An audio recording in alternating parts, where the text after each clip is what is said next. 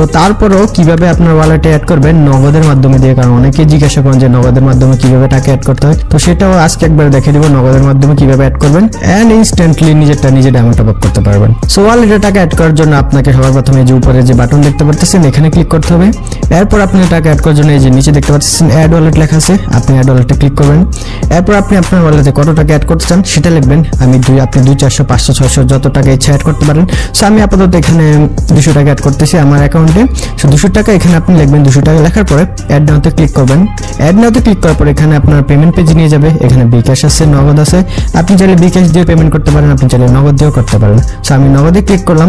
নগদে ক্লিক করার পর এখানে দেখতে পারবেন যে এখানে লেখা আছে যে আপনি অ্যাপে যান। অ্যাপে যেয়ে যে এখানে দেখতে পারবেন একটা নাম্বার আছে, এখানে নাম্বারটা চেঞ্জ হতে পারে। সো সবসময় এখানে যে নাম্বারটা থাকবে আপনি সেই নাম্বারে টাকা পাঠাবেন। এন্ড নিচে যে এখানে দেখতে পাচ্ছেন অ্যামাউন্ট লেখা আছে যে আপনাকে কত টাকা পাঠাতে হবে। তো আপনি নাম্বারটা কপি করার জন্য যে নিচে কপি বাটন দেখতে পাচ্ছেন, এই কপিতে ক্লিক করলে আপনার নাম্বারটা কপি হয়ে যাবে। এরপর কি করবেন, আপনি আপনার নগদ অ্যাপে চলে যান। আমি আমার নগদ অ্যাপে চলে যাচ্ছি, আপনি আপনার নগদ অ্যাপে চলে যান।